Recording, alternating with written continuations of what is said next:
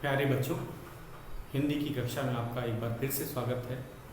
जैसा कि आप जानते हैं, हम अपने मौखिक प्रश्नों को कर रहे हैं। हमारा पाठ है 9वां पाठ पतंग। तो इस पाठ में अगर हम संक्षेप में बोला जाए, कहा जाए कि इसमें जो कवि है वो पतंग से के बारे में हमें बता रहा है, और बच्चे भी जो है पतंग को देख के काफ़ी आकर्षित हो जाते हैं। पतंग एक छोटी सी निर्जीव चीज़ होती है। किससे बनती है? एक हल्के से कागज़ से बनती है और कुछ तीलियाँ लगी होती हैं। उसका वज़न कितना हल्का होता है, लेकिन ये सबको आकर्षित करती है, चाहे वो बच्चे हों चाहे बड़े हों, और प्रेरित भी सबको करती है। वो इतनी ऊंचाई पर बिना डरे उड़ती है। तो एक तरह से कभी कभी हम कह सकते हैं कि पतंग न केवल देखने में अच्छी होती, सबको आकर्षित लगती, चाहे बड़ा हो चाहे छोटा, सबकी नज़र एक बार उड़ते पतंग पे ज़रूर चली जाती।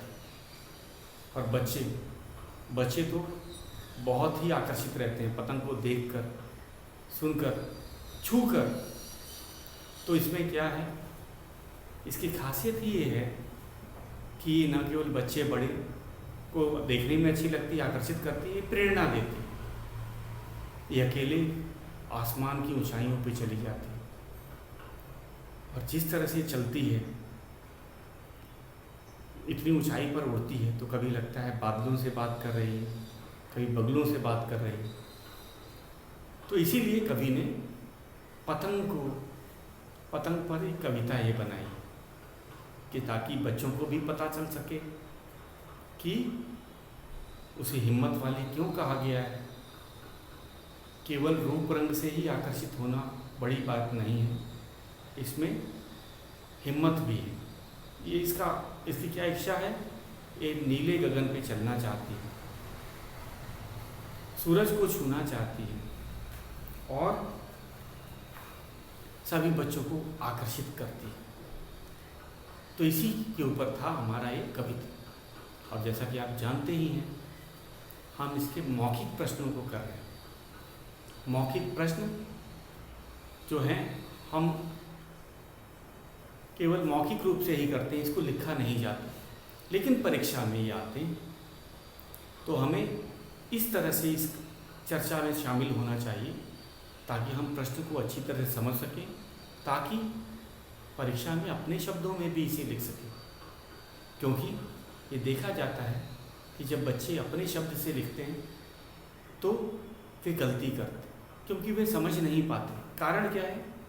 वे प्रश्न को नहीं समझेंगे, और जो चीज़ कहा जाता है, जो चीज़ पूछा जाता है, हम अगर उसके उत्तर नहीं देते हैं तो हम एक तरह से गलत कर रहे हैं। तो आज हम चर्चा करते हैं अपने मौखिक प्रश्नों पर। शायद मैंने पहला प्रश्न पे चर्चा कर रखी है, फिर भी आज आपको फिर से दोहरा देते हैं। हमारा प्रश्न है मौखिक।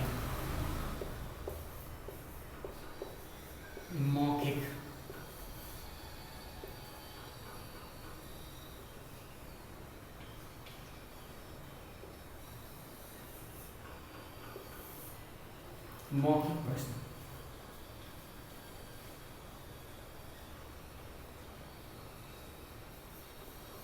प्रश्न एक है, निम्न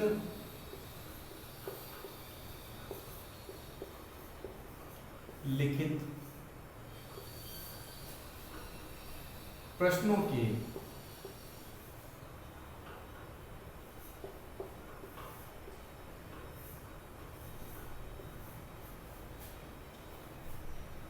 उत्तर दो।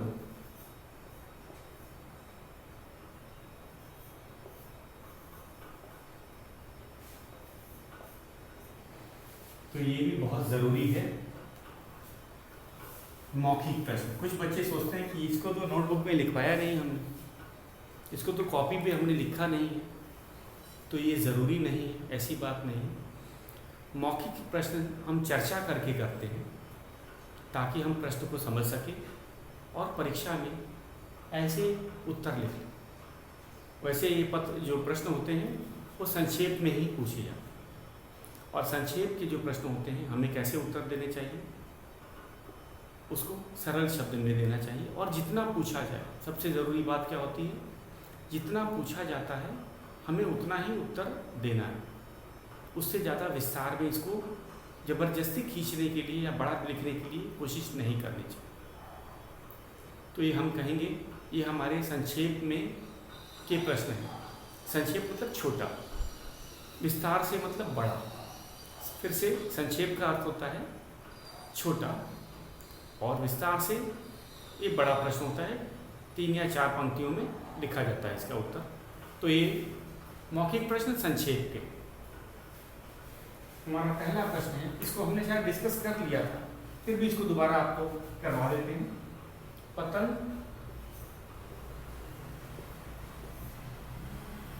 ने पर किससे उधार लिए?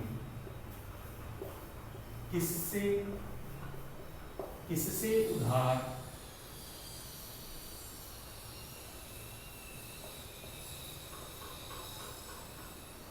लिए हैं?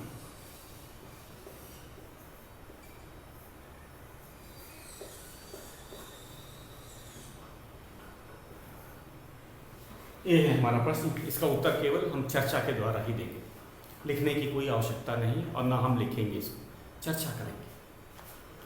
पतंग ने पर किससे उधार लिए? पर का अर्थ होता है पंख। यहाँ पे पर का क्या अर्थ है?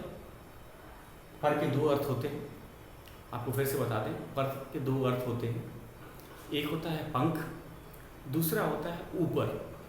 जैसे मेज पर पुस्तक रखी, और एक अर्थ होता है पंख। पंख का वाक्य बना देते हैं, मोर के पर सुंदर होते। मोर के पर सुंदर होते हैं, तो इसके 2 अर्थ हो गए। पतंग ने पर किससे उधार लिए हैं? तो हमने ये देखा, पतंग ने पर किससे उधार लिए हैं, तो इसमें कविता में बताया गया है कि पतंग ने पर तितली से उधार लिए। क्यों तितली से ही क्यों पंख उधार लिए? क्योंकि तितली के जो पंख होते हैं रंग बिरंगे होते हैं। आपने देखा होगा, जो तितली है काफ़ी सुंदर होती है, उसके पंख भी काफ़ी सुंदर होते हैं और हल्के होते हैं। कागज़ की जो पतंग होती है वो भी काफ़ी हल्की होती है, रंग बिरंगी होती है। तो इस कारण हम कह सकते हैं कि कभी कभी लगता है कि जो है पतंग ने जो पर तितली से उधार ली है। और ये कवि ने भी हमें यही बताया। इस कविता में कवि ने भी कविता में यही लिखा है कि पतंग ने पर तितली से उधार लिए।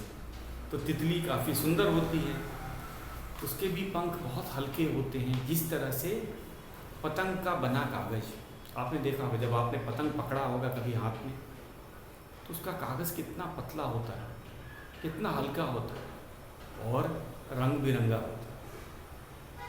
तो कभी कभी लगता है जो पंख हैं वे तितली से ही लिए गए। तो हम इसका उत्तर है पतंग ने पर तितली से उधार लिए हैं। फिर से ध्यान दीजिए, पतंग ने पर तितली से उधार लिए हैं, या दूसरे शब्द में भी लिख सकते हैं, तितली से पंख ने, पंख तितली से पतंग ने पर उधार लिए हैं। अब तो दोनों तरह सही सही। हम नहीं कहेंगे कि जो मैंने एक वाक्य बताया वही आंसर सही है, वही उत्तर सही है, ऐसी बात नहीं है। दोनों ही उत्तर सही हैं, वाक्य सही होना चाहिए।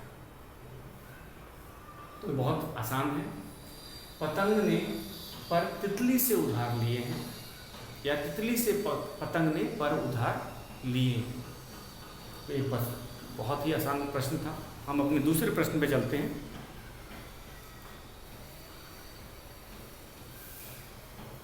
हमारा दूसरा प्रश्न है,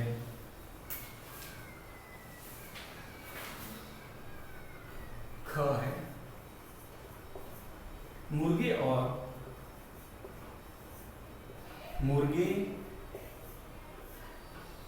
और बंदर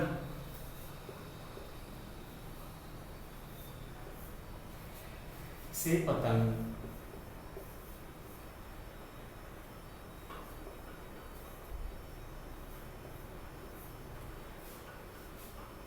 को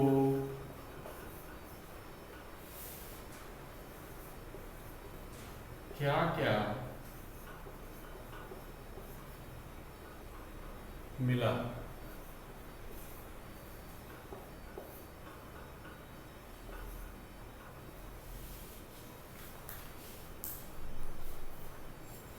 मुर्गे और बंदर से पतंग को क्या क्या मिला, हमने कविता में पढ़ा था। मैं एक बार फिर से आपको पढ़ भी देता हूँ कि याद आ जाए अगर आप भूल गए हो।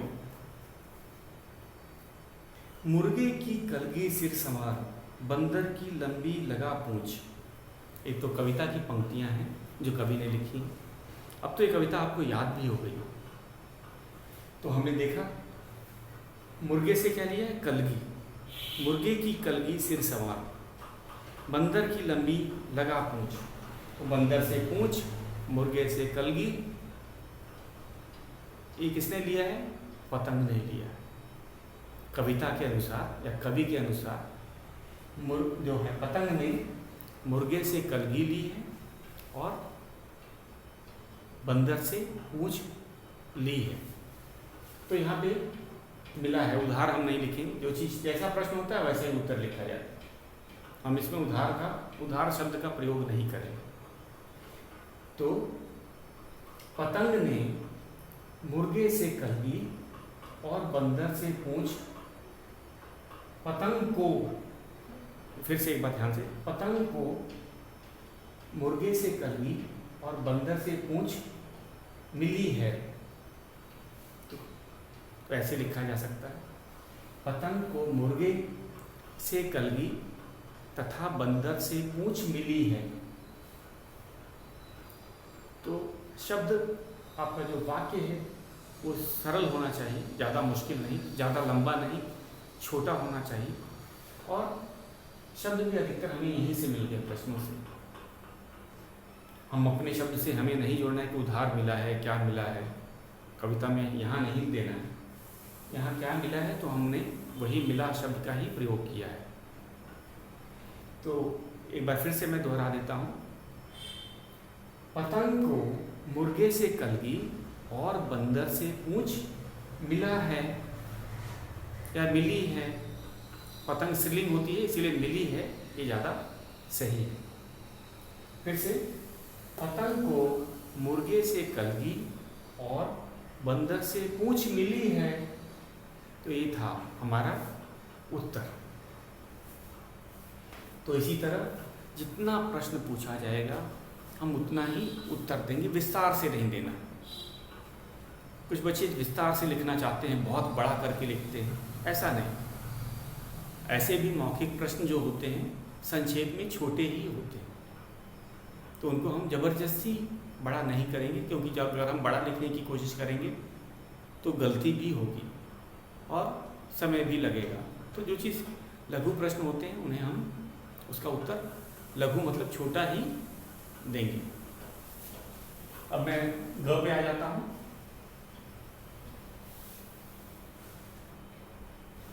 हमारा ग प्रश्न है, पतंग मछली की तरह जल विहार कहाँ करती है।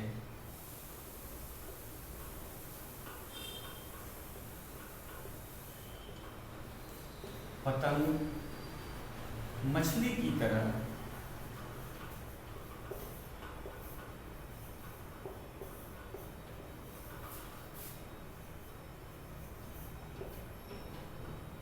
जल विहार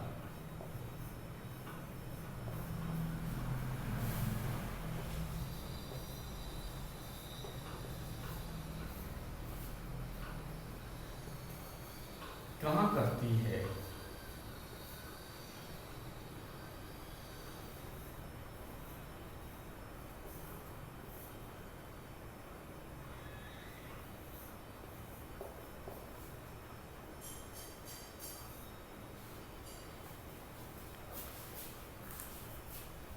पतंग मछली की तरह जल विहार कहाँ करती है। तो किस जगह, स्थान पूछा है। अगर हम कहेंगी कि यहाँ पे क्या पूछा गया है, तो यहाँ पे स्थान पूछा गया है। पतंग मछली की तरह, जल विहार का अर्थ मैंने आपको पहले भी बताया था। जल का अर्थ होता है पानी और विहार मतलब घूमना। आपने मछली को पानी में घूमते हुए देखा होगा, चाहे वो एक्वेरियम हो या फिर तालाब या नदी हो या समुद्र हो, तो कैसे चलती है आपने डिस्कवरी चैनल पे भी देखा होगा। समुद्र की मछलियाँ कैसे तैरती हैं, तो कभी कभी लगता है कि वो जल में विहार कर रही हैं, जल में घूम रही हैं। तो पतंग मछली की तरह कहाँ चलती है? और पतंग कि मैंने आपको पतंग की चाल के बारे में बताया था कि उसकी चाल लगभग मछली की तरह ही होती है।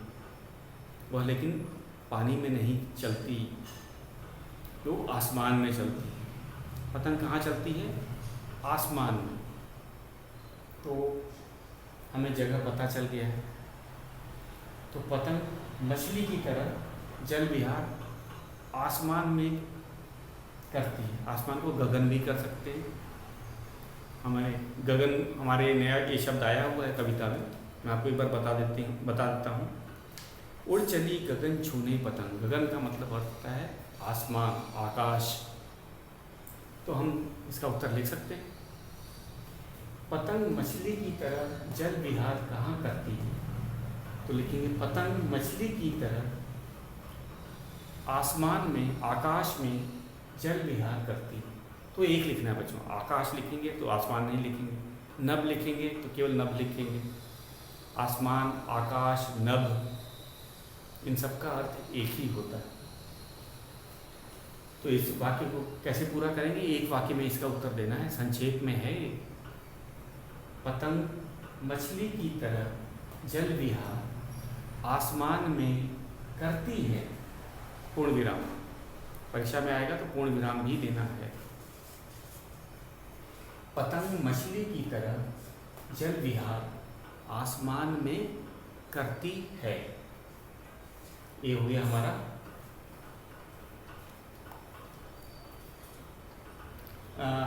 ग प्रश्न। या इसको दूसरे किस तरह से लिख सकते हैं?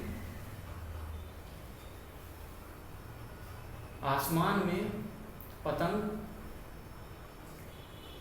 मछली की तरह जल विहार करती है। अगर हम वाक्य को बदल करके भी लिखें तभी भी सही है।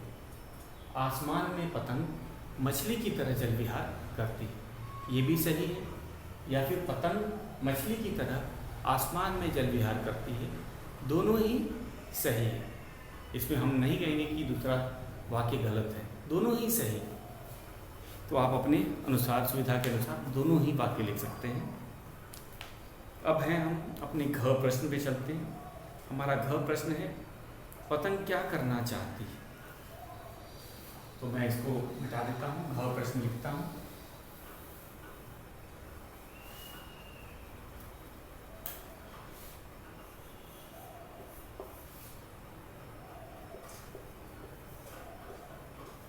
पतंग क्या करना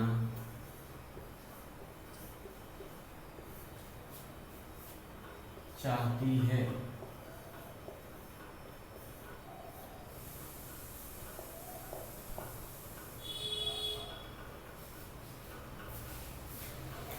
तो अब आ जाते हैं फिर से कविता की तरफ चलते हैं। कविता में क्या क्या बताया गया था पतंग के बारे में? तो पतंग के बारे में क्या बताया था? सूरज को छूना चाहती है, वो नभ को, गगन को छूना चाहती है, सूरज को भी छूना चाहती है, आसमान को भी छूना चाहती है, और यह हम कहेंगे बगुलों के साथ विचरना का अर्थ होता है घूमना चाहती है, बादलों से बात करना चाहती है। तो ये पतंग की हम कहेंगे इच्छाएं हैं।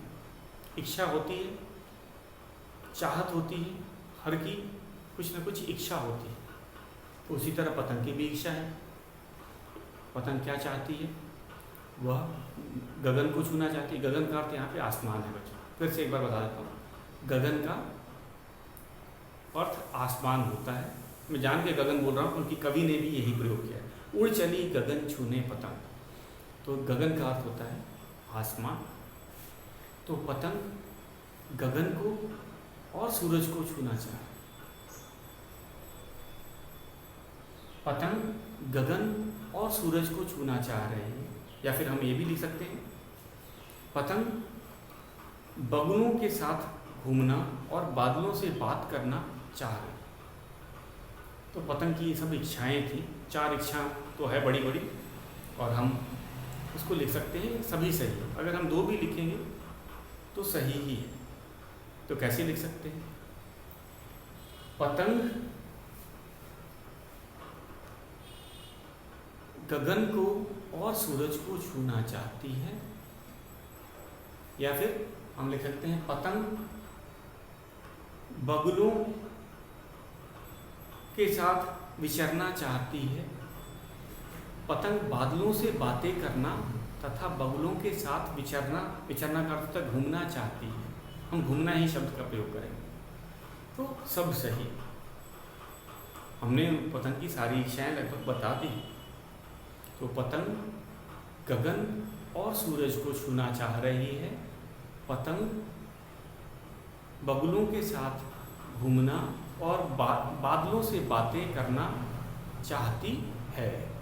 तो ये था हमारा घ प्रश्न, और ये बहुत ही सरल था, आपने देखा है। अब हम अपना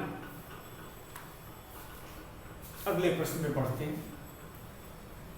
क्योंकि प्रश्न बहुत संक्षेप में थे, छोटे थे, तो छोटे प्रश्नों को हम ज़्यादा बड़ा लिखने की कोशिश ना करें, वही सही रहेगा। अगला प्रश्न है,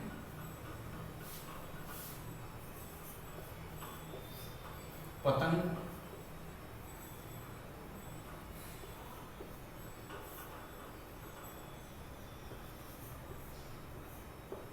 ऊंची चढ़कर ऊंची चढ़ जाती है,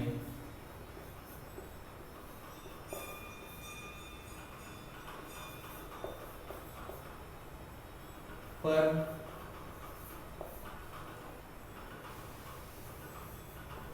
धरती के संग रहती है, संग रहती है।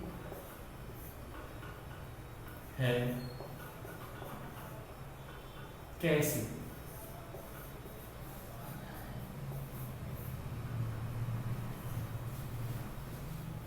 ये प्रश्न जरा बड़ा है। बड़ा क्यों कहें? क्योंकि हमें इसमें कारण बताना है। तो इसमें हमें कारण बताना है। पतंग ऊंची चढ़ जाती है। हम जानते हैं जब पतंग उड़ाते हैं तो पतंग आसमान में जब चढ़ जाती है, ऊंचाई पे पहुंच जाती है, पर धरती के संग रहती है। भले वो ऊपर चली गई है, लेकिन वह किसके साथ है? धरती के साथ। अब आप कहोगे कैसे? वो तो आसमान में चली गई, धरती से दूर चली गई है। लेकिन इसमें तो लिखा है कि धरती के संग का अर्थ होता है साथ। कैसे रहती है? तो मैं कहूँगा, कभी आपने देखा है जब पतंग उड़ती है तो उसका संबंध धरती के साथ एक धागे से जुड़ा होता है। पतंग को उड़ाने वाला वो तो ज़मीन पे ही होता है, पतंग धागे से उड़ रही होती है, और उड़ाने वाला भी ज़मीन पे ही होता है। तो इसीलिए कहा गया है कि पतंग एक तरह से कहा जाए तो धरती के साथ ही रहती है, क्योंकि वह डोर से बंधी रहती है। यहाँ पे कारण क्या है? क्योंकि वह डोर से, डोर का अर्थ है धागा, वो धागा जिससे कि पतंग उड़ाया जाता है। तो ये है हमारा कारण। फिर से एक बार मैं आपको बता देता हूँ। पतंग ऊंची चढ़ जाती है पर धरती के संग रहती है, क्योंकि वह धागे से बंधी होती है। ये मेरे ख्याल से ये बहुत अच्छा उत्तर है। हमें धागे के महत्व को भूलना नहीं चाहिए।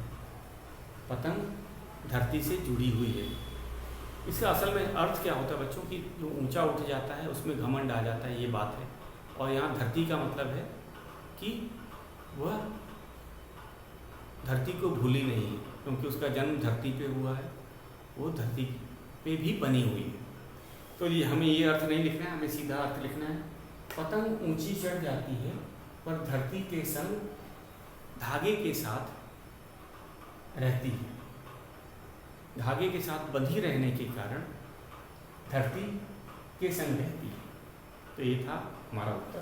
पतंग ऊंची चढ़ जाती है पर वह धागे के साथ धरती के संग रहती है या जुड़ी रहती है, दोनों ही सही है। अब हम अपना अंतिम प्रश्न कर लेते हैं, मौखिक प्रश्न, उसको लिख लेते हैं। अंतिम प्रश्न च है, इसको लिख लेते हैं। कवि ने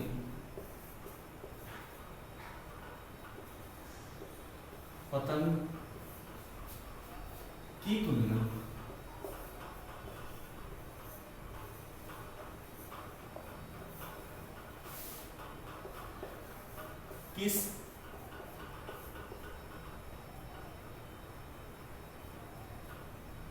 किससे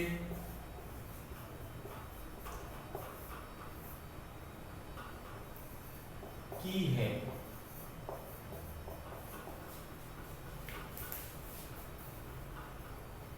तो यहाँ पे तुलना की है, पतंग की तुलना किससे की है? एक तो मैं कहूँगा मछली की चाल से, हिरनी से, और पतंग की तुलना सैलानी से की है।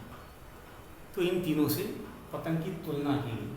तुलना मतलब हम लोग कहते हैं, इंग्लिश में वर्ड है कंपेयर करना, आपस में उनका देखते हैं कि क्या क्या समानताएं हैं। जब हम तुलना करते हैं तो देखते हैं कौन कौन सी समानताएं हैं। तो पतंग की तुलना मछली से की गई है। उसके बाद हिम्मत वाली सैलानी जो यात्री होता है, जो घूमता है, उससे की गई है। और तीसरा है जो हिरनी से की गई है, वो आसमान में एक जगह से दूसरे जगह कूदा करती है। तो इसीलिए हम कहते हैं कि पतंग कभी कभी तो लगता है कि वह एक हिरनी है और आसमान में यहाँ से वहाँ कूद रही है। आसमान को आंगन मान लिया गया है। कविता में हमने देखा है कि आसमान को इंद्रधनुषी आंगन। अब ये इंद्रधनुषी आंगन क्या होता है?